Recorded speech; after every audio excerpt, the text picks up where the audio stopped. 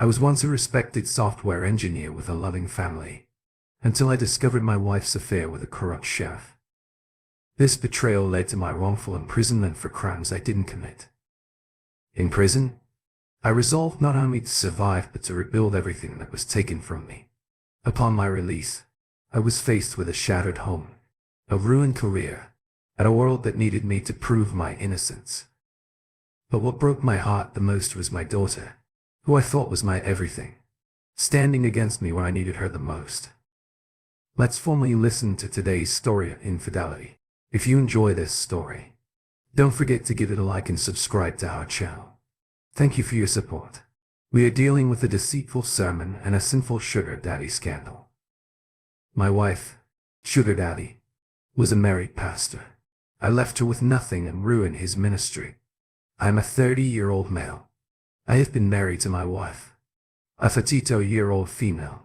For 4 years, we met at a friend's party. She came with a mutual friend of the host and I came as the host's friend. When I say party, I don't mean a rave, but rather a typical afternoon house party complete with food, fun, and me grilling outside. So nothing extraordinary. I've been in bad relationships before and I always look for obvious red flags. I know I can't see everything, but I always try to catch the ones that are out there. Women have burned me so many times. We spoke at the party, exchanged contact information, and soon began dating. We dated for nearly 2 years before I proposed and we were married 6 months later. It was a regular relationship and I was confident that I loved her very much. That was all that was important to me. As it should be. She has always wanted to advance her career as an interior decorator, whereas I work as a real estate agent. One of the first things I did to assist her with her business was to find a suitable location for her to have a physical presence, which I have rented to her ever since. And she took care of the interior, ensuring that people understood she was the type of interior decorator they desired the moment they walked in. The arrangement has remained unchanged, with me paying the rent and her running the business. It's been great for her business, which has grown significantly since then. I could not be happier with how things have worked out for her. We've had our fair share of problems in our marriage, but I believe something that has happened recently is the most significant. And I personally believe that there is more to what is going on. Now then meets the eye, which is why I'm writing this out so that you can all share your thoughts with me. We live in a very Christian state and we both have some level of faith. What I mean is that I attend church once or twice a month. She was usually the type of woman who went to church every weekend. I believe I had a negative influence on her. This happened when I was in the first or second year of junior high school. I think I was about 13 years old. I grew up in the countryside. Because by the second year of her marriage she began to go as much as I do. Things have recently changed for her, and she has begun to attend church much more frequently than before. In fact, it's more than before. And she goes to church or sees the pastor at least 8 times per month. It made sense at first because she was grieving the death of an aunt who was very close to her, but it lasted several months. It didn't raise any red flags or alarm bells, because I know what it's like to lose someone you care deeply about. And I know there's no time limit for mourning. It appeared that her faith was her crutch, and the pastor was assisting her with it. However, as much as I understand that there is no time limit for mourning, it just seemed like the whole thing went on for far too long. There was barely any sign of things slowing down to a more manageable level. In fact, there were times when it just started to rise and then, after a while, she stopped talking to me about her feelings about her aunt's death, and her mood appeared to stabilize. So at that point I began to wonder if something was going on. I wasn't even sure if she was going to church initially. I realized she could be telling me that while going somewhere else, and it was at that point that I realized I had begun to overthink situations. I finally decided I needed to talk to her when I noticed her using her bank app on a smartphone and saw her account balance. It was much higher than I expected. And no, it couldn't be explained by the fact that it was good, because it was simply too much to be, even with a good run of business. I had no idea what to think of that, especially since she hadn't told me about any big contracts she had recently gotten her hands on. But yes, I brought it up with her and I began by explaining that I had seen the bank account balance and was curious as to what was going on. She was in pain for only a second, so I believe her when she says it was an inheritance from her. They were very close and the aunt was quite good to do so. This made sense. She stated that she mentioned it because it hurt her deeply to discuss the material gain from the loss of a loved one. According to her, she had no intention of keeping it a secret. She simply hadn't found the right time to discuss it. She claimed she hadn't spent much time on it for the same painful reasons. I accepted what she said because it made sense to me. However, I decided to take advantage of the opportunity to ask her about her church attendance. There's so much I wanted to make it clear that I had suspicions. She was lying to me, but I wasn't ready to get into a big fight, especially after the mood had changed with the art topic. So I asked her something along the lines of, do you still feel the need to go to church so often still? You've been going there about 3 times per week these days. She admitted that she knew it was a lot, but she would try to go less now that she felt emotionally ill to some extent. But she said the pastor was a true beacon of hope for her, and he was assisting her significantly with her pain. She then went on to praise the man of God for minutes, saying that he was such an excellent SAV for the pain she was experiencing.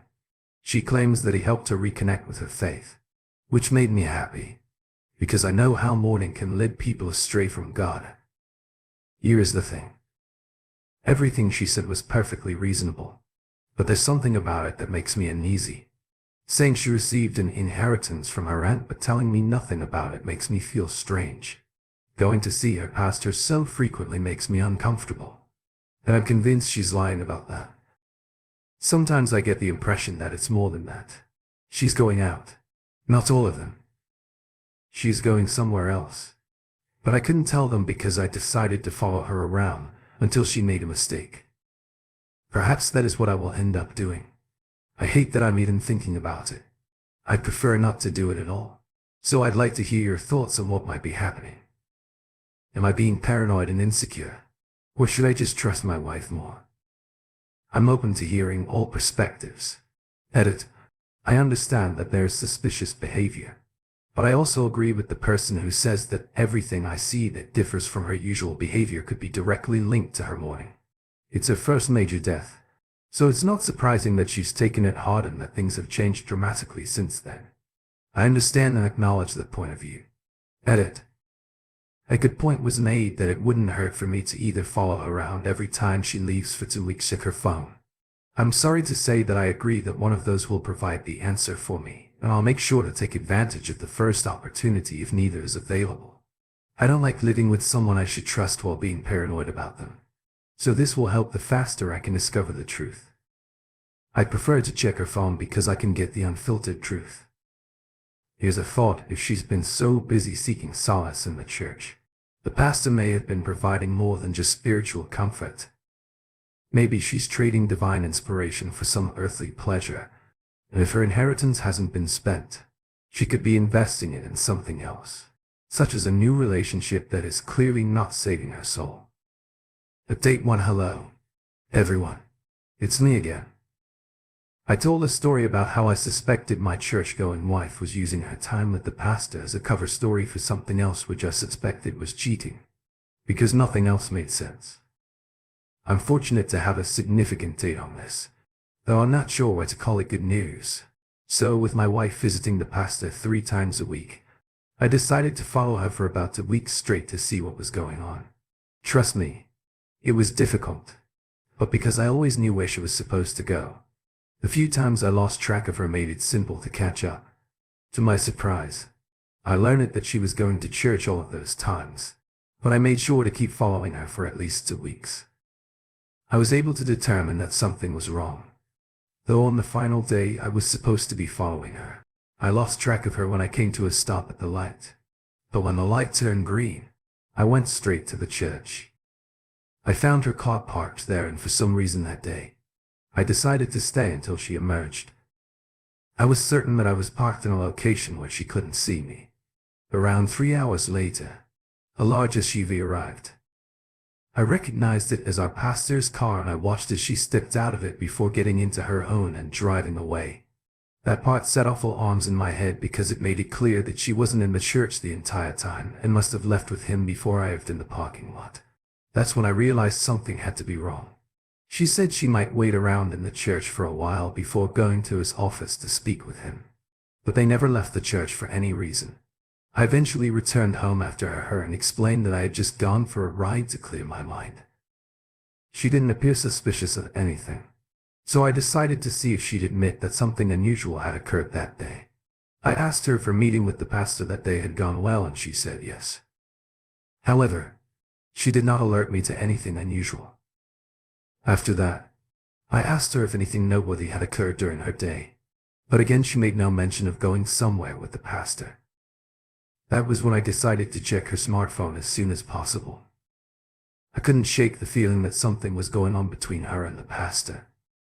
I simply needed to do so to free myself and her from suspicion. Fortunately for me, I was able to get a clear shot at her phone. 2 days later, she had to take a nap and had left her phone in the living room, so I went right at it. It is a password, but I've always known it. So the first thing I did was unlock her phone and open the messaging app. I noticed she's been very active on Facebook Messenger in the last few weeks, so I went there. Lo and behold, her pastor's account is at the very top. He had sent her a message that she hadn't opened yet, but for some reason I didn't let that stop me. I opened the conversation and scrolled through it all. It had everything I was looking for, and it began with him flirting with her. Apparently, when she went to see him one of those days, he made a few gentle passes at her and she was receptive. So he continued, "I don't think you understand what it's like to read about your wife happily accepting another man's advances. It hurts a lot, that is for sure." It took about a week before there was any mention of what had happened. That afternoon he stated that he did not believe what occurred should happen again. But then my wife said she didn't mind if it did. There was nothing explicitly stated at that point, but I believe it was clear that it was referring to sex. Scrolling through, there were a few more casual references to the fact that they had slept together, but they appeared to avoid discussing their activities in the messages well up until my wife sent him a picture of herself topless, to which he reacted hungrily. At that point I had the foresight to document everything I had witnessed in the chat, particularly the aspects that pointed to the infidelity. It also became clear that he had been sending her money, which was where the money I saw in her account came from. He apparently began sending her money on his own, but she prompted it on a few occasions, making up obvious false excuses to get him to pay. Basically, the pastor is my wife's sugar daddy, and she appears to be enjoying it. For reference, both of these people are married, so they must be living under the threat of mutual destruction. Now I just found out about all of this and have yet to act on. It is obvious that a divorce is in the works, because there is no other way for this to end. But I'm also going to divorce her, expose the pastor to the congregation, his wife and the general public, and figure out how I can hurt both of these people. That is what I want to do, and this is exactly what I intend to do. I will provide an update once I have figured everything out. I only ask that you wish me luck. Well, it appears that your wife has discovered a new way to meet her maker. It just wasn't the one she was looking for. Who knew that the path to salvation included financial support and heavenly favors from the pastor? It appears she has been blessed in more ways than one. Good luck with the fallout. Hopefully they'll be looking for a new congregation to bless with their presence after this. Also provide an update. This is the final update, and while I am heartbroken by how things have turned out, I am glad to be you to provide it. I can't feel any worse than I did while trying to resolve the situation. Is it only up from here? Dallas. So I started speaking with a divorce lawyer, while my wife continued to see the pastor several times a week. By the time I paid the lawyer and was ready to serve her with the papers, she was still seeing him about twice a week. I refused to sleep with her the entire time because I had no idea what she was trying to send my way in terms of diseases. She noticed something was wrong because I kept making excuses, but her sex drive appeared to be satisfied for the most part anyway. As soon as she returned from her visit with him, I handed her the novel she opened up, and that's when she realized I wanted to divorce her. To say she was shocked would be an understatement. We both stood there waiting for her to say the first question. I really wanted to ask why. Because I was going to unleash on her if she did. And exactly as predicted, she asked. In fact, that was the only word she could utter. I went all out on her. I called her horrible names throughout the process. But I felt no remorse.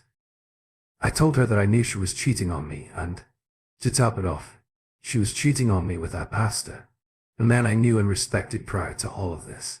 She was cheating not only on me, but also with the pastor, who was married. How many lines did she carelessly cross?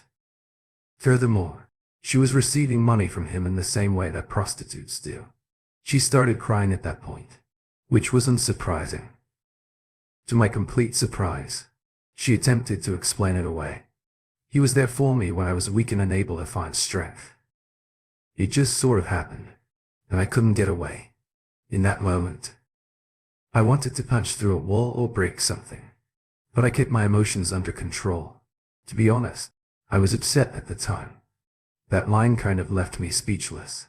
I told her to leave right away, before I hurt her, which seemed to frighten her enough. She grabbed a few essentials and left the house in 10 minutes. I knew she'd end up in his bed by the end of the night, but I couldn't care less than I already did. The first thing that I did the very next day was to call my pastor's wife. Her phone number wasn't hard to get from the church community. I didn't really consider whether she might be one of those people who prefer to be ignorant about infidelity or not. I needed to tell her the truth, and I really hoped it was about to blow things up in their marriage. After all, I didn't need an understanding wife who would forgive her husband. Like Jesus, it would be more satisfying if it broke up his marriage. It's not a good look for a pastor. When I told her the news over the phone, there was silence for a long time. She sounded pretty sad, and she even said not again under her breath. This clearly wasn't the first time that our pastor had been playing outside of his house. She thanked me profusely for coming forward and also apologized for the way that her husband had hurt me. She said I can't keep doing this before she hung up. Here's a quick spoiler. They're separated. Now whether it will last or not, I don't know. Somehow, before I even got to it, the news had leaked into the congregation, and while the pastor tried to do damage control in his next sermon, he eventually went on sacral. As we speak, he's still on sabbatical, which sounds to be more of a suspension of some kind. He's clearly not a good look for the ministry. This happened when I was in the first or second year of junior high school. I think I was about 13 years old. I grew up in the countryside, and that makes me glad. The divorce proceedings weren't fun, as divorce proceedings never are, but I've gotten through them. I submitted all the evidence I had taken from my phone and stated my entire case. She tried to deny things, but the fact that she admitted that she was consistently going to see the pastor so frequently for so long didn't seem to endear her to the judge, especially when the news got a hold of a scandal in the church, and the judge was aware of that. Everything seemed to favor my side of things. In the end, she got to keep her car, and I had to pay a little alimony. Thankfully, we were yet to have children, so there was no need for a custody battle. I do hate that I have to pay her anything, though the house is still mine at least, and it is clear to everyone that she got the short end of the stick in the divorce, as she should. Of course, the next time that rent was due on the place she was using for her interior core business, I didn't pay it. She could keep it if she wanted to, but she'd have to deal with that major expense herself. I also called her parents the moment things were finalized and told them all about what their daughter had been doing behind my back. Needless to say, they were appalled. They like me a lot and I like them too. But hey, some things don't work out, especially with cheating partners in the mix. So that's it for me. After more than 6 years of being with this woman, it all ended because she was cheating on me. But it is for the best. I much prefer the potential of being alone and happy rather than being together with someone who doesn't value me the way they should. The alimony, it's a small price to pay for the privilege of dodging her constant, faithful promises. And as for her interior decorating business, well, looks like she'll need to redecorate her own financial mess now.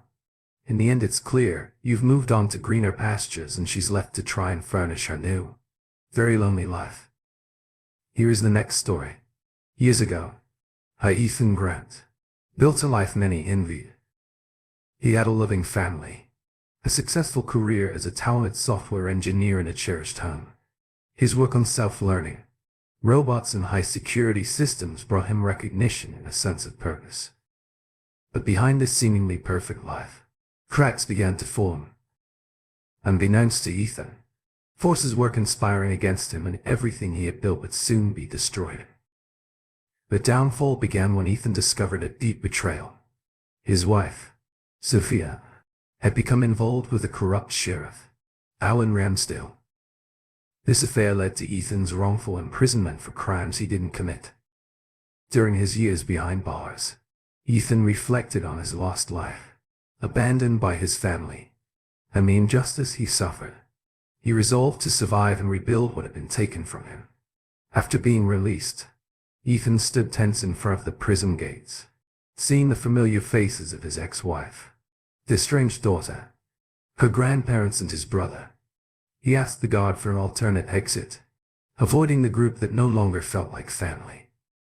The guard was surprised and asked why Ethan did not want to reunite, but Ethan's response was emotional. His betrayal had severed those ties and he was unsure whether the restraining order against him still applied. The guard, who had found Ethan cooperative during his prison stay, led him through a maze of sea orders to a small exit.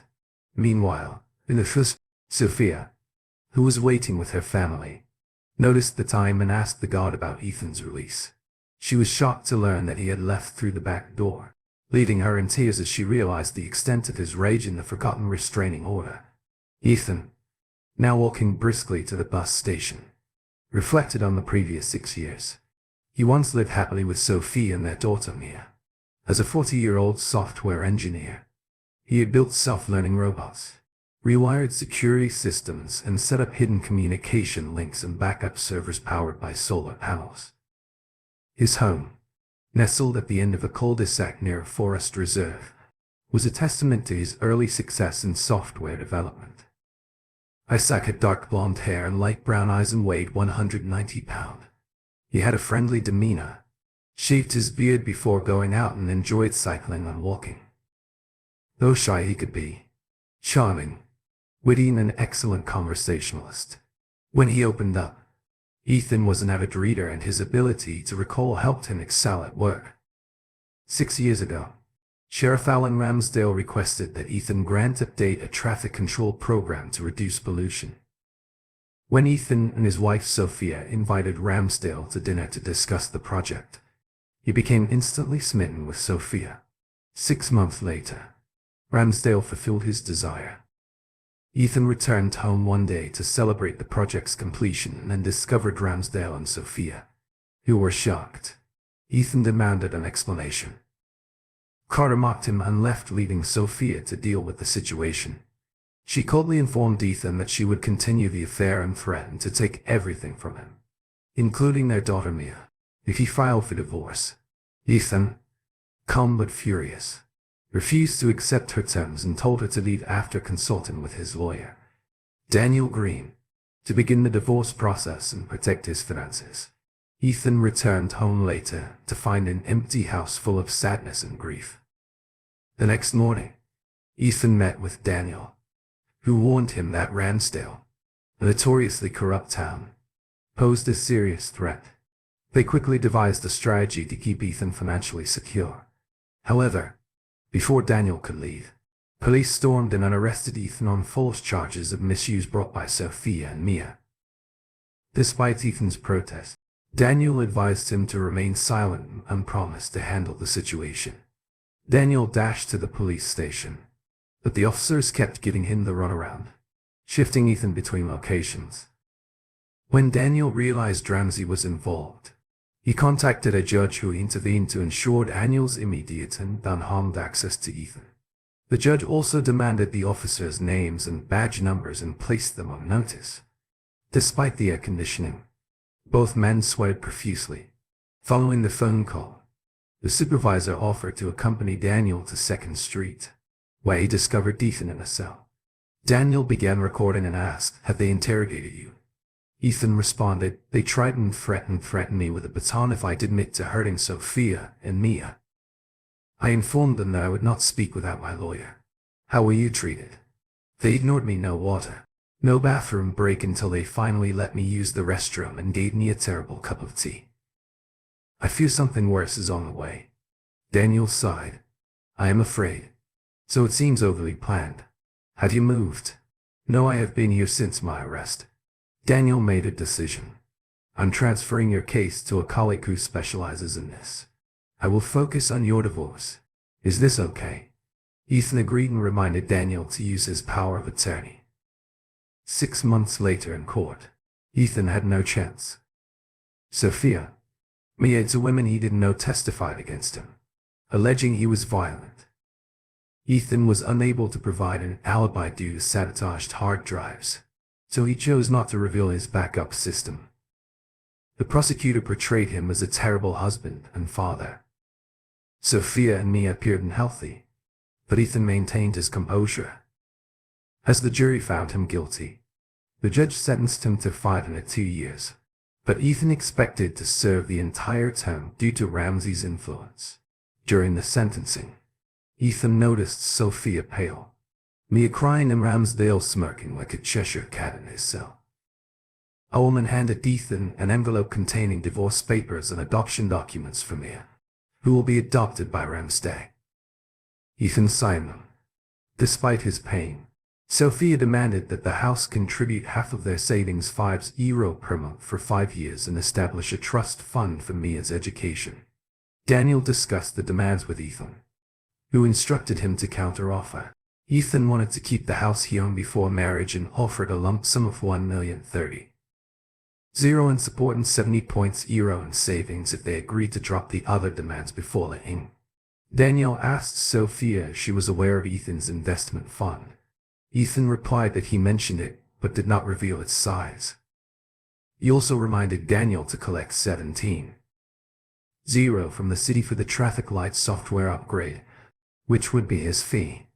Daniel left with both sadness and happiness. Ethan was saddened to face 5 more years in prison for something he did not do. But he was also relieved because he could now afford the house he and his fiancée desired.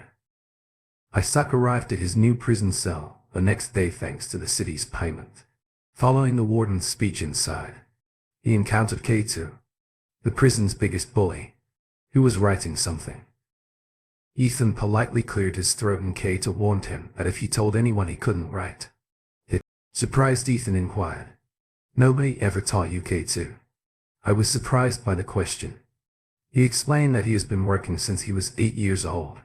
He was attempting to compose a letter to his grandmother for her 87th birthday. Ethan offered to help, suggesting that K2 dictate the letter, and K2 agreed to let Ethan rewrite it once he was finished. This cracked the ice between them. Ethan then inquired whether K2's students wanted to learn to read and write, offering to teach him. K2 brought him to tears. I agreed, but made Ethan promise not to tell anyone. Ethan assured him that anyone who tries deserves help, and the two became friends. 2 weeks later, Ethan unexpectedly received a visit. Ethan was annoyed by his soon-to-be ex-wife, Sophia, and their daughter, so he refused to speak with them and asked the guard to prevent future visits. Sophia called after him, but he ignored her. Later, Daniel, Ethan's lawyer, arrived with an amended divorce proposal. Sophia offered to give up half of the money if Ethan would talk to her. Ethan refused, stating that he would rather pay €50,000 than speak with her again. Daniel then inquired whether there was anything else he could do, and Ethan requested children's books for his cellmate. Daniel was surprised, but he agreed to help. When the books arrived, the guards and inmates were curious. Back in the cell, K2 was upset by their remarks, but Ethan reassured him, explaining that reading would help him avoid being duped and that books could be enjoyable. K2 agreed to try reading. After Ethan called him a friend, Ethan realized that K2 had a lonely life and wished he could change it for him. The following day, Ethan returned to his cell bruised and in pain. K2 quickly helped him to his bunk, asking angrily what happened. Ethan explained that my wife wants my house and Sheriff Ramsey had sent men to knock on my door as a warning to give it up. Kate growled, Sculptor said, expressing his resolve to keep his own house, no matter what Ethan described one of his attackers. And the following day 4 severely injured men were admitted to the prison ward, sending a strong message. Ethan was off limits.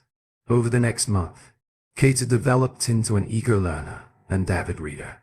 He even sent other inmates to Ethan for help, earning Ethan the nickname Doc Ethan soon. About 10 inmates were in Ethan's informal class. During a discussion about life after prison, many inmates expressed concern about finding work as ex-convicts. This inspired Ethan to ask what kind of businesses they'd want to start. One inmate, a baker, expressed a desire to open a bakery, so Ethan asked him to draft a plan as a math assignment. K2, who wanted to work in security, was appointed by Ethan as his future head of security. During Daniel's monthly visit, Ethan shared his idea of creating an investment fund to help ex-convicts start businesses. Daniel agreed to handle the legal side, while Ethan managed the finances, and they quickly moved forward with the plan. Daniel also brought news that Sophia had signed the divorce papers, now only asking for half the savings with no alimony, leaving Ethan surprised but relieved. 6 months later, Ethan finalized the divorce and adjusted to prison life. The investment fund he started with Daniel was thriving, helping prisoners find jobs or start businesses. Ethan earned respect in prison, and any troublemakers quickly learned to avoid him. He even got his own room for teaching, as the guards recognized his calming influence on the inmates. One day, a welfare worker asked why Ethan wasn't up for parole. Ethan bluntly explained that the warden, a friend of Ramsey, wrote negative reports on him, and he feared that a Ramsey-connected parole office could easily send him back to prison. He preferred to serve his full sentence to be truly free. The worker concerned apologized for bothering him, but Ethan assured her that prisoners were happy with his presence. He then added to his self-defense class, a requirement by Kate that had transformed Ethan into a stronger, more formidable person over his 4 years in prison. On his way back from the gym, the guard stopped Ethan. The warden wants to see you now. Ethan, worried, thought, what happens now? Am I in trouble? Outwardly calm, he asked, do I need to clean up first? No, go. As you are. 5 minutes later, Ethan stood in the warden's office. The warden dismissed the guard and told Ethan he should clean up, but Ethan stayed silent. The warden then asked, do you know about computers? I was a computer programmer before, sir. That is not an answer. Do you know anything about computers? Sensing something suspicious, Ethan replied, if it's a software issue, I can help. Hardware is less likely. The warden instructed Ethan to find the problem on the office computer and left. Ethan quickly realized it was a trap. There was an internet icon, and he knew using it could add time to his sentence. He found a keylogger and pulled hidden problematic files. Eventually he identified the issue. A worm from a downloaded video was corrupting files, but Ethan kept this information to himself. When the warden returned, Ethan requested privacy to explain. Ethan revealed the situation while alone. The computer was full of images and videos, and the worm was causing problems. He warned that blaming him would be ineffective. Because internet access was monitored, Ethan offered to fix it in exchange for internet access and legal protection. But Warden realized his trap had failed. After confirming the details with his lawyer, he reluctantly agreed to Ethan's terms. A week later, late at night, Ethan worked on the warden's computer. He turned off the keylogger, compressed and hid the files, and installed the required software. While doing so, Ethan accessed his home security system. I was shocked to see Sheriff Ramsey destroying his house and ordering men to move something quickly. Ethan was inspired and devised a plan. He set up a program to stream and download live footage from his home security system, erasing all evidence of his actions. He replaced the keylogger with a less detectable version, leaving a minor issue that would resurface in a year. As Ethan finished his work, the supervisor burst in, asking impatiently, "Are you finished?" "Yes, sir," It's all finished. If any problems arise, please call the supervisor, who responded sternly. I will and will not be lenient. A God will lead you back. Dismissed. Ethan thanked him and departed. Kate returned to his cell and noticed what had happened. Ethan expressed satisfaction and inquired, "What are you up to?" Ethan replied with a grin, "Revenge Leonard. Now who should we contact?" A letter to Daniel Jem in green. Kate responded, "Have you got a pen and paper?" A week later, an FBI agent was perplexed by the letter Daniel delivered. She consulted her team after connecting to Ethan's home security system. They were astounded by the condition of his home. The letter described Ram's late-night activities as well as his involvement throughout the day. Soon after Ram, still shackled and accompanied by guards, spotted Ethan and threatened him. Ethan laughed, infuriating Ram's stay, who spewed threats. Kate saw Ethan's reaction and glared at Ram with hatred. Ethan later met with an FBI agent who thanked him for his assistance in apprehending Ram Day and hinted at a reward for reporting the sheriff's tax fraud. Ethan pleased avoided questions about how he accessed the security system, still harboring vengeful thoughts toward the warden. That night, Ra woke in his cell, which was tied down. A menacing voice warned him not to threaten Ethan, promising retaliation if anything happened to him or his family. Ram's Day, terrified, nodded in agreement. Ethan was then quietly escorted out of prison. He took the bug and arrived at a parking garage where he was greeted warmly. He needed a vehicle, and the man who had previously benefited from Ethan's assistance offered him a discounted Nissan pickup truck. Ethan, refusing to accept full payment, smiled and agreed, saying we'll figure something out. After a cup of tea, Ethan waited for the paperwork to be processed before getting to know the truck and visiting his close friend. Later that afternoon, he settled into a chair at Daniel's house and sighed, telling Anna, "It's been a long time since I've sat in a chair like this." Anna, who loved Ethan and knew he was innocent, noticed how much he had changed. His face was worn, his eyes sad, and his beard obscured his expressions, but he remained a gentleman. Ethan brought Anna flowers to remember her wedding day, even though he couldn't attend. She mentioned that Daniel would be home soon with Ethan's favorite Indonesian dish. When Daniel arrived, he joked about the truck in the driveway before the two men hugged. Daniel welcomed Ethan back. His voice was thick with emotion. Anna reassured Ethan, "Take your time. We understand." Ethan shook off his gloom and said, "Sweet home." When Daniel asked what he wanted to drink, Ethan chose sparkling water, saying he hadn't had alcohol in 5 years and planned to keep it that way. While serving dinner, Anna paused and declared, "Tonight we are celebrating. Tomorrow you will be able to face your battle again." Deal. Both men agreed, and they had a relaxing evening. Daniel informed Ethan that they had prepared the guest room, but Ethan declined, offering to stay at a hotel.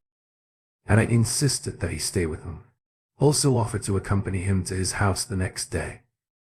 Ethan eventually agreed, thanking them but admitting he was exhausted. Anna reminded him that your friends know you helped pay for this house through the traffic light project. Now get some rest. We love you too. Despite the comfort, Ethan struggled to fall asleep. The bed was too soft and the silence was unsettling compared to the prison noise.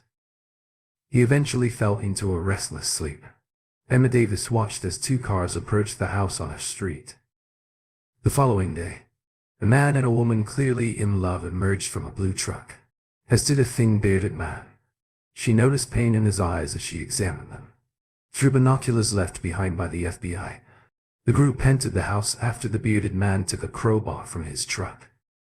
Ethan walked through the ruins of his former home, which is now just another damaged structure. The furniture had been destroyed. The kitchen was filthy and the entire house smelled worse than a prison. Electrical wires were severed. The ceiling was ripped down and all valuables were stolen. Ethan questioned whether he could ever call this place home again. He returned to his truck, grabbed his camping supplies and began setting up inside the wrecked house to prepare for the night. Emma returned with her 10-year-old son, Nathan. She noticed Emma talking to Ethan. At that point, Ethan finally lost his cool after inspecting the damage to his home. The reality of his situation hit him. Neglect and bad memories had ruined the remnants of his previous life. He arranged his bed and kitchen supplies in the cleanest room he could find. Butna gently asked Ethan, "Are you sure staying here is a good idea? You appear to be extremely anxious. Please come back with us." Ibia broke him. Ethan collapsed into a chair and began to sob his body, shaking with grief and frustration. Daniel quickly embraced him and whispered, "It's okay. Ethan, we're here for you. Let it all out." It took Ethan a while to regain his composure. He eventually hugged and thanked his friends, stating, "I wouldn't have made it without you. The way they trashed the house was simply too much." Anna, still concerned, insisted, "Are you certain you want to stay here? Please come with us." Ethan reassured her with a sly smile, saying he had to handle business and would be fine. He asked for their phone numbers and then retired as they left. Emma approached them as they were about to enter their car. "I apologize for intruding, but I'm concerned about my and my son's safety. Is your friend all right?" Anna reassured her, "Your neighborhood has just gotten better. Ethan isn't dangerous. He's one of the most gentle people I know. You'll have an excellent neighbor back inside." Ethan examined the house and discovered that while the fuses had been removed, the wires in the fuse box had not been cut and the hidden solar-powered backup security system appeared to be intact. He felt relieved and decided to add a computer or laptop to his shopping list. That afternoon, Ethan purchased a phone, tablet, laptop flash drives, and a small generator.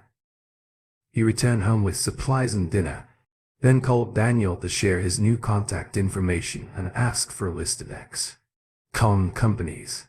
The next morning, Emma noticed Ethan sitting outside working on his laptop and talking on the phone. Curious. She did some research and discovered that he had served 5 years in prison for attacking his wife and daughter. Despite the seriousness of the charges, the couple she met described him as harmless. Emma chose to remain cautious. Later, a van from Coxham Services arrived at Ethan's house carrying the slogan, "We've had a hard time learning to be honest, but now we do honest work and honest price." Emma took the van's number and looked it up online. Later, after dropping Tim off at school, she noticed some men in the van greet Ethan with smiles and handshakes. They all entered the house carrying a thermos and a large bag. Ethan was aware that Emma had been watching him the day before and they expected word to spread quickly. Perhaps it's best to avoid introductions. He then issued instructions to the men. "Let cleanup begin with the kitchen, bedroom and office. If you are unsure about anything, please ask." Later that day, a truck brought a 40-yard dumpster. Emma noticed a minivan with the Com Services logo pull up and a woman offered directions before delivering a bouquet of flowers to her door. The woman handed over the flowers saying, "Greetings from Drive Ethan. If we are too loud, please let us know." Nusai, surprised, waved back at Ethan, who was sitting by his door and feeling unexpectedly uplifted. 2 weeks into dumpsters later, the house had been cleared and renovation plans were in place. Ethan was making progress, despite only having access to the bedroom and a portion of the kitchen. Sitting outside under a shelter during a rainstorm, he heard a car engine stall and noticed Emma in distress. He grabbed his umbrella and approached her. "Good afternoon. I am Ethan Grant, your neighbor." He introduced himself with a smile. "No," Tim responded, "my car won't start and I'm late." Ethan offered his trucker a ride while joking about being an EXE on. After some hesitation, Emma agreed to let him drive. As they prepared to depart, Emma mentioned that she couldn't afford repairs and Ethan interrupted with, "I offered help. No strings attached. Simply a friendly gesture." Miss, feeling embarrassed, introduced herself correctly and accepted Ethan's offer. Ethan contacted his team to arrange for her car to be repaired while they picked up Tim from school. Emma was surprised by Ethan's prompt response and realized Ethan's connection to the garage through his business, which helps former inmates restart their lives at school. Tim was excited to see the truck, So Ethan introduced himself and gave Tim the option of calling him by his first name. They went home with Ethan, who proved to be a helpful and supportive neighbor. Back at the house, Joey approached Ethan. "Doc, the car is a trap. The motors are wrecked and everything else is a mess. What do we do?" Ethan remembered Emma's situation and inquired, "Do you have anything in stock?" "I own a Nissan Rogue, but it's not a pretty color. Should I ask her?" "No, simply swap it out and send me the bill. I can't live with the guilt of the dead neighbor." Joey approached Emma asking for her car keys and identification. She looked distraught and stated, "I cannot afford the repairs." Joey reassured her, "Don't worry. Doc will take care of it. I will bring a replacement tonight." Surprised, Emma asked Ethan, "Did it? Is he always like this?" "Yes, Hugh's one of the nicest people I know. He never asks for anything in exchange. That is why we are all helping him. For the record, I do not believe he did what they claim he did to his ex." Meanwhile, Ethan mustered the courage to review his backup hard drives. He saw footage of his wife and Sheriff Ramsday attempting to frame him. The video demonstrated how they faked injuries and manipulated the police. Ethan, devastated, came to a halt when he heard Ramsday ordering his silence and foreshadowing his death. Ethan immediately contacted the FBI and turned over the evidence, asking for certified copies to prove his innocence. Sophia was summoned to the prosecution office. Agent Smith from the FBI informed her that Ethan's case was being reopened. Sophia turned pale as the agent showed footage of her and Ramsday conspiring against Ethan. Sophia fainted and awoke to see the prosecutor arrested. Agent Smith told him coldly, "You will not get away with this. We have months of footage that proves your conspiracy, and it's all legal, because the homeowner provided it to us." Sophia confessed a week later, and Ramsdale was formally charged with crimes punishable by life in prison. Sophia was sentenced for false statements and perjury. Ethan stated unequivocally that he would not take any further action against her in order to keep his daughter from being alone. However, he did ask Daniel to scare her, which resulted in a 10-euro lawsuit for each year. Ethan was imprisoned. Ramsey faced a much harsher penalty, with a lawsuit seeking $1 million per year. Ethan was imprisoned, and the city of Den was sued for damages caused by his wrongful imprisonment. Ramsey quickly agreed to a settlement, arrogantly dismissing the lawsuit, and his lawyer did little work. Eventually, the court ruled in Ethan's favor, taking away Ramsday's fortune. Sophia, terrified by Ethan's lawsuit, found herself in jail without a job, facing foreclosure and owing $55,000 in prison. She was isolated, ignored by inmates, and left alone in her cell. Sophia learned about the investment program. Ethan and Daniel started realizing that without her actions it wouldn't have existed. Ramsday, furious upon learning he was sued for $5 million plus $50,000 in repairs, threatened Ethan and his family soon after he was visited by less than friendly individuals, resulting in him screaming in pain. A year after his release, Ethan had fully renovated his home and discreetly bought every house in his cul-de-sac. One stormy night he found Amy and Tim soaked and shivering in his doorway. Angry but concerned, he gave them raincoats and brought them inside. Emma apologized for panicking, explaining the fuse box blew. Ethan calmed her down, promising to have it fixed the next day and insisting they stay the night. He prepared a room for them, found t-shirts and sent them to shower as he prepared to sleep in his study. Emma thanked him, asking why his ex had left him. Ethan explained how he had hidden security systems that eventually exposed Ramsday and proved his innocence. He then sent Emma to bed, knowing tomorrow would be a busy day. The next morning, a contractor inspected Emma's house. Kato accompanied him and Ethan introduced him to Emma. Her hand disappeared in his large one during the handshake and Nathan joined in too. Kato jokingly warned Nathan, "Careful. You're stronger than you think breaking the ice." They all went for coffee, where Kato whispered to Emma, "Don't drink Ethan's coffee without water." Emma giggled, agreeing that it was strong. The contractor returned with bad news. Emma's house was nearly uninhabitable due to neglect. Emma began to cry, but Ethan took charge. He instructed Kate to install a lock on his bedroom door and give Emma the keys. When Emma mentioned her ex was the landlord and wouldn't sell the house, Ethan told Kate to handle it and have the property forensically examined before making an offer.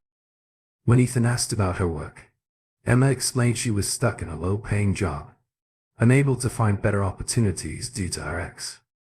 Ethan, realizing he needed a secretary, offered her a job managing his workload. He even suggested setting up a space for Nathan so she could work from his house or hers once it was renovated. Touched by the offer, Emma hesitated, worried about references and caring for her son. Ethan reassured her, offering to help with Nathan's homework and emphasizing that working together would benefit both of them. Emma, moved by his kindness, accepted the job and embraced Ethan. Nathan soon found an old robot Ethan had built as a hobby. Excited, Ethan helped him set it up, and soon the robot bot was rolling around the driveway accompanied by Nathan's laughter. Later, Emma quit her old job where they tried to entice her with a raise. Ethan, unfazed, offered her $4.0 a month free rent in his gratitude. Emma happily agreed. Emma was impressed, 2 weeks later, by how quickly the EXC on Cruise renovated her home, which was now entree thanks to Fabian's negotiations. She felt a growing attachment to Ethan as she moved her belongings back, and their daily routine included an hour of cardio and fitness, which Ethan picked up while in prison. Emma initially struggled with the workouts, but she quickly noticed improvements in her fitness and found the work both challenging and rewarding. A few nights later, Tim excitedly mentioned that he had a new math teacher, but Emma was preoccupied with Ethan and how to express her feelings toward him. Only half of them listened. She noticed an unfamiliar car in her driveway, but didn't think much about it. Later, she noticed the car was still there with the driver inside, so she approached and knocked on the window inside the car. Thomas noticed Mia Grant, who had just started teaching math at Tim's school, when her mother was in prison for perjury. Mia was forced to abandon her studies in artificial intelligence and fine work. Hearing Tim talk about building a robot with Ethan made her jealous. She found Tim's address, and seeing her father after 6 years was overcome with emotion and lost in her thoughts. Mia hadn't noticed Emma until she knocked on the window. Emma was concerned and invited her inside, where she met Tim, who recognized her as Miss Mia. Emma introduced herself, and Mia revealed that she was Ethan's daughter, despite having not seen him in years. Realizing the connection, invited her to stay the night, insisting she wasn't fit to drive. Mia told Emma more about her story, explaining that she had refused to be adopted by Alan Ramsday and had severed ties with her mother after discovering what they had done to her father. Emma, taken aback by this information, suggested they find a way to reconnect Mia with Ethan. She mentioned that Ethan still had a picture of Mia in his desk, which touched Mia deeply. Mia then observed Emma's feelings for Ethan and gently inquired whether she loved him. Emma admitted her feelings but questioned her chances with him. Mia reassured her by sharing insights from her mother. Ethan was shy and distant when he cared about someone and didn't want to impose. Mia encouraged Emma, stating that Ethan's small gestures, flowers and thoughtful gifts demonstrated his affection. Mia concluded by asking Emma to look after Ethan, expressing her strong desire for her father's happiness. Despite her inability to meet his demand to reclaim the 5 years he had lost, Mia's tears were on the verge of spilling over, and Emma was having a difficult night. Following an emotional evening, a stranger had stayed at her house and explained how Ethan, the man she loved, was wired. Now that she understood him a little better, she tried to figure out how to get past his defenses. She considered various plans, but quickly discarded them. Eventually, they decided to dress more provocatively. Reuniting father and daughter would have to wait. Ethan was pleasantly surprised when Emma joined him in his small gym. She was wearing her usual sweatpants, but her loose t-shirt had been replaced by a top that highlighted her figure. He noted her progress, and she had begun to tone up and lose weight. Emma decided, halfway through their workout, to put Mia's advice to the test. She asked Ethan, "Can I have the day off?" I need to relax and get some new clothes. Ethan enthusiastically offered to join her, which was exactly what Emma wanted to hear. She pretended to hesitate before quickly agreeing, saying she would appreciate the company and his assistance in selecting clothes. Ethan, concerned, offered her an out, but she reassured him by calling him both a friend and her boss. They agreed not to discuss work, and Ethan jokingly called her boss. After dropping him off at school, they went to the mall. They spent the morning shopping with Emma, encouraging Ethan to update his wardrobe and shed his convict image. She had a good day, gaining confidence as she updated her own appearance. She admired a dress but returned it due to the cost, unaware that Ethan had already arranged for it to be purchased. After lunch, they had a playful argument about the bill and Ethan won. Emma didn't notice the extra bag with the dress and her favorite perfume until she got home. Knowing she had a real chance with Ethan the next day, she wore another flattering top to the gym on the third day. Frustrated and desperate, she burst into tears after her workout. Ethan noticed straight away and asked what was wrong. Emma chose to be direct, stating, "I have a problem with a man. I love him, but he isn't responding to my advances." Ethan, visibly upset, stammered some advice, telling her to be direct and that any man would be foolish to ignore her. After a pause, Emma bluntly asked Ethan, "Are you going to make love to me?" he roared in your bed. Ethan, shocked, stammered, "Do you mean me?" When Emma confirmed, Ethan realized he felt the same way. He confessed his love, admitting that he had been holding back because he was her employer. Emma reminded him that he was sometimes too polite for his own good. They quickly decided to go to the bedroom. Emma reminded Ethan later, as they lay together after a nap, that it was time to pick up Tim. Ethan showered and left to pick up Tim from school, where Emma met Mia, who smirked and said, "Looks like you found your man." Emma laughed and thanked her, stating, "You were so right." 6 weeks later, Emma's opportunity arrived. During their morning workout, Ethan noticed Emma was unusually tired. She declined coffee in favor of tea, and when someone approached with a cheddar sandwich, she dashed to the restroom. Ethan realized something was wrong. When Emma returned, he told her he'd take the day off with a client visit as an excuse. As soon as Emma entered, Ethan rode to a mall with a good jeweler. Emma skipped her workout the next morning, feeling slightly better but still blaming it on a virus. When she arrived at the office, she discovered 2 small numbered boxes on her desk. In the beginning, she discovered an antique pocket watch with a note. "Time flies and life is too short to waste." The employer wonders if his father will let him propose him, as heart warmed. Inside the second box, she discovered 3 pregnancy tests, proving Ethan had noticed before she did. She stood in silence, overwhelmed by her emotions, until a quiet cough prompted her to turn. Ethan stood in the doorway, and she blushed deeply. She replied modestly, "Yes, my employee is allowed to make a proposal." Ethan took her hand, led her outside, and inquired loudly, "Emma Davis, would you marry me?" "Yes, you idiot," she said jokingly, realizing they had an audience. As Ethan placed the engagement ring on her finger, cheers erupted around them.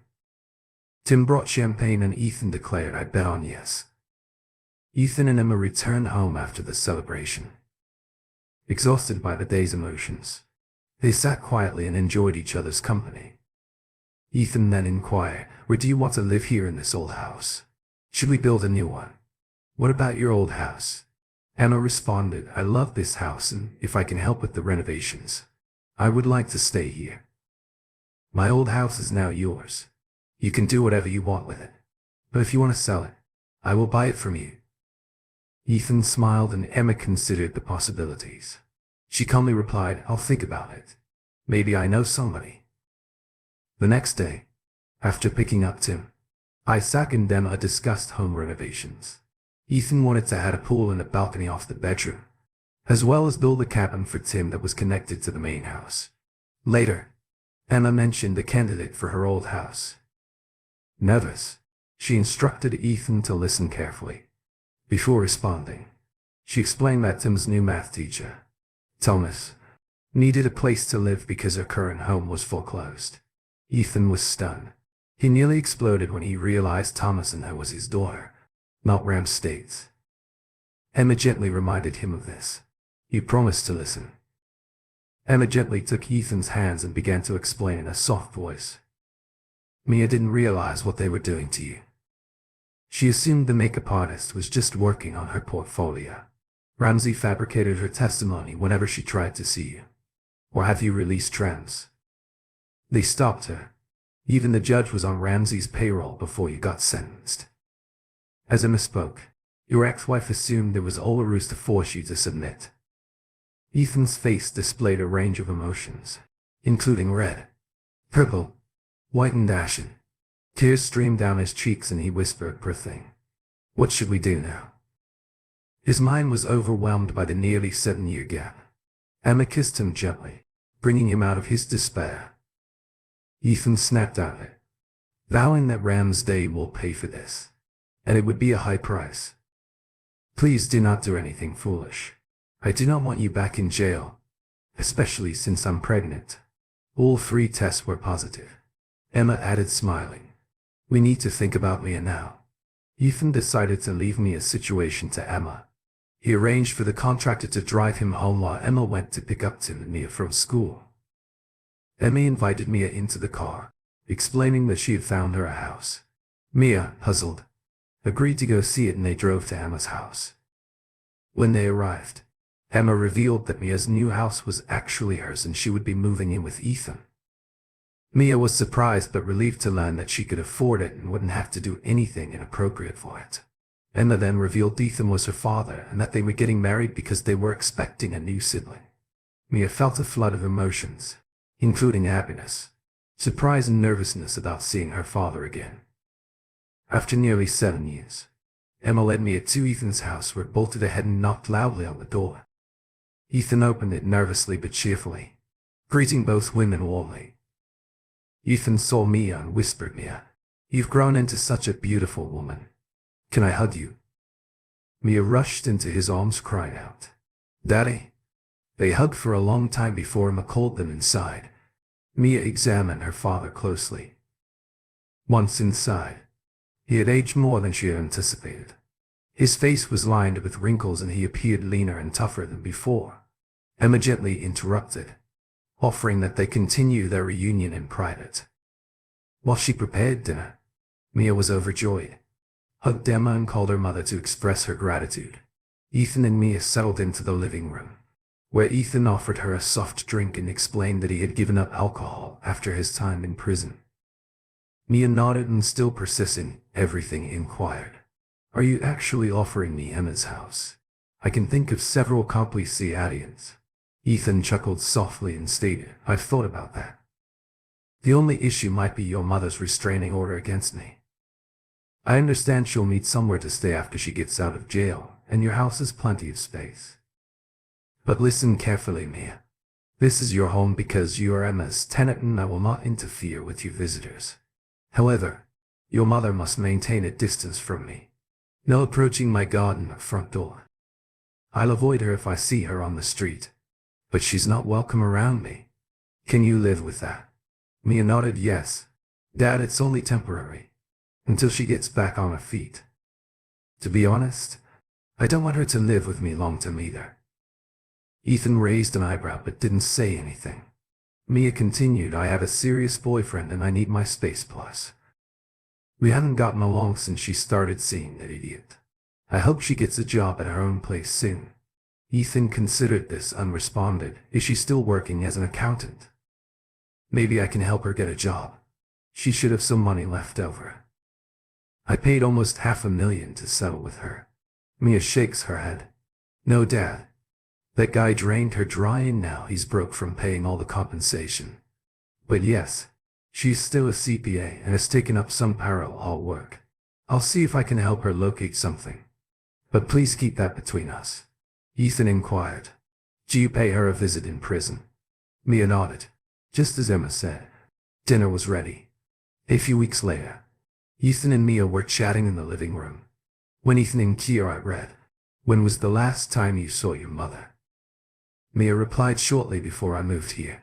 Remember, she's still your mother." Stay in touch with her.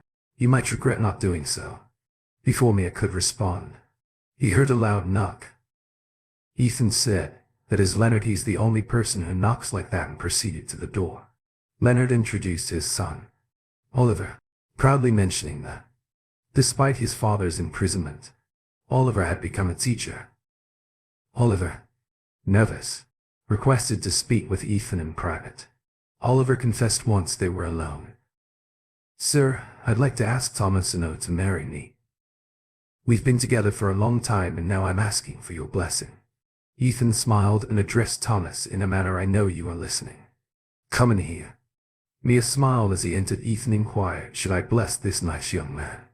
"Yes, please, Papa," she responded. Ethan shook Oliver's hand and said, "You have my blessing. Son, take proper care of my daughter. Now let us celebrate." As they walked to the living room, Mia pulled Ethan aside and whispered, "Dad, you'll be a grandfather in about 7 months." The doctor confirmed it. This morning, Ethan was beaming with joy. "Mia, you have made me very happy. How about a double wedding with Emma and myself?" Mia agreed and they joined the group in the living room. Oliver introduced Mia as his future wife to Leonard, who was surprised but gave his approval. Mia then revealed to Oliver that "You are going to be a father. We decided to start our family while we were still young." Sophia complimented Mia on her good looks. During a visit 2 weeks later, Mia explained that she had a place to live, was getting married and that life was treating her well. Sophia was surprised to learn that Mia's new home was next to Ethan's and that they had reconciled. She asked timidly when the wedding was. Mia replied, "Waiting for you to get out of jail because you are still my mother. You are invited." Hopeful, Sophia asked, "Can I stay with you once I am released? I have nowhere to go and I also need a job." Mia took a deep breath, not wanting Sophia to know that her father had already set up a job for her. She simply stated, "You can stay with me until the baby arrives. But then I'll need the space for work." "How do you use DEX? Com services. They help ex-convicts find work." Sophia, surprised, responded, "You're having a baby. Why haven't you told me? You still seem upset with me. Cannot you forgive me?" Mia was caught off guard by her mother's eulogies. Allow her frustration to show, Mom. "The only reason I keep in touch is because my father tells me I only have one mom. Otherwise you wouldn't have heard from me. Since your last stay in jail, you cost me more than 6 years with Dad because you were too selfish and cowardly to do the right thing. How could you fall for that idiot when you had my father?" Sophia was astounded, hit by Mia's rage. It hit her hard, realizing she had a lot of issues to work out with her daughter. Ethan had moved on with a girlfriend, which shocked her as well. She didn't expect him to rebuild his life so quickly, especially in the house where he had experienced so much misery. Sophia was left alone after Mia left her thoughts, haunted by her daughter's harsh words. Sophia left Alan soon after realizing she had been duped and the money had vanished. She had tried to be a good mother to Mia, assuming her daughter's hostility was simply teenage rebellion. Now she realized how much she had harmed Mia, who was clearly closer to her father than she realized. Sophia was also upset that Mia hadn't told her about the pregnancy, which added to their distance. She knew it would be a long road before she could rebuild their relationship. Sophia's welcome to Mia's house was lukewarm. Mia did not hug her but instead introduced her to her fiancé, Oliver, and said she could use everything here. While she looked for work, "There's a laptop in your room. Have you contacted Coxon?" Yet Sophia looked down and admitted, "I tried, but they weren't interested. It felt like I had been blacklisted." Oliver replied, "I'll ask Dad about it. He has a say in Coxon hiring and ensured that you were treated with respect. Otherwise things would have been tough for you. Ethan is highly respected." Sophia, perplexed, inquired, "What does your father have to do with my ex-husband at HB?" And Mia cut her off sharply, saying, "Don't even think about it. Mom, Dad doesn't want anything to do with you. Understand?"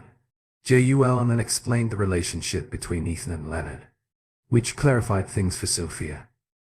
She recognized how intertwined their lives had become. Later, Sophia was startled by a visitor. "Leonard?" a massive man, introduced himself.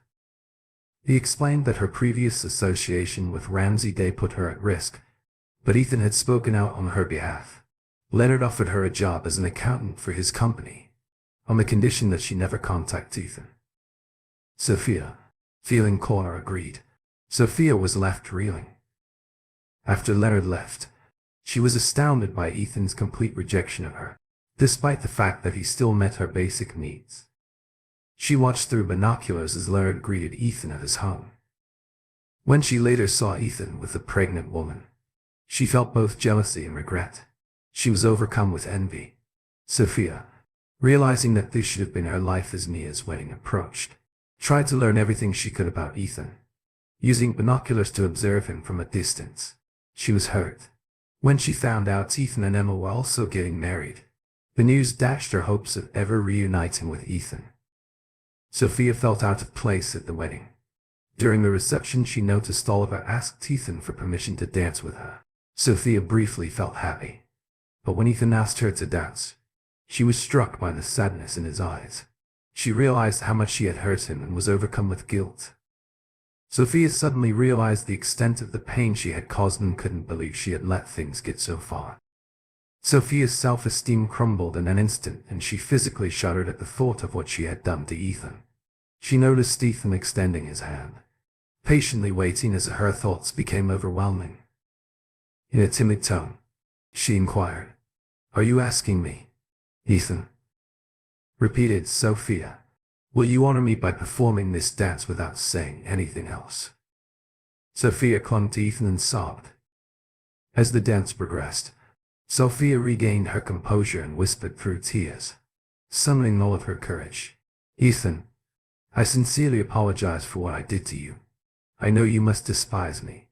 Ethan replied, "I can't give you back those years." "Sophia, I'm glad you're sorry, but we're dancing because the two women I love the most asked me to show you compassion. You felt a fraction of the pain I went through. Ramsay's betrayal left me deeply scarred. I hated you until Emma entered my life. Her love has healed me and any feelings feared. We are now strangers. We are only connected by our shared past for our daughter and soon-to-be grandchildren. I will not avoid you, but it will be a long time before I call you a friend. Remember that the people are closely watching. You prepare to act if you cross any lines." Sophia felt the sting of Ethan's words, but she also missed the man she once loved. He was different, now tougher and stronger. She realized the high cost she had paid instead of being by her daughter's side on her wedding day. She was only tolerated as a guest. Sophia could see how close Ethan and his fiancée had become. Oliver had asked her to dance, but only with Ethan's permission, and it was clear that her daughter and Ethan's fiancée needed to persuade him to do so. Sophia fell into a deep depression, like a cold old shadow. Ethan saw her transformation from a proud woman to a broken one and knew he had enough of her. She would have to fight for her own redemption, just like he did. He whispered into her ear, "There are people who will support and help you. I have given you a start. The rest is up to you." When the dance ended, Mia approached her. "I can tell this has been overwhelming for you. Would you like to stay the night? I do not think you should drive. I don't want to lose my mother. Should I arrange for someone to drive you home?" Sophia accepted the ride, and Daniel and Annette took her to her new home. Before they arrived, Annette turned in her seat and said, "You are alone and without friends. You made mistakes and you will have to pay the consequences for a long time. Tonight we saw you finally realize what you did to Ethan instead of simply enduring the consequences. Ethan's goal was to help you realize your mistakes. He completely destroyed Ramsdale, who will face harsh prison conditions. But Ethan is unwilling to deprive his daughter of a dependable mother. That is why, on his behalf, we are offering you counseling. It will help you understand why you took the wrong path and how to deal with the consequences. Simply think about it. If you agree, tell Leonard that when Sophia arrived home, she entered the dark house, removed her coat and collapsed on the sofa in the darkness. She finally let go, sobbing as the weight of her emotions overwhelmed. Her remorse and a profound sense of loss overtook her. and she knew it was all her fault. Ethan was hurt, but he found happiness again. It was now up to her to try and do the same. Thank you for tuning in. If you enjoyed this episode of the story, please give it a like. And don't forget to subscribe to get notifications for updates.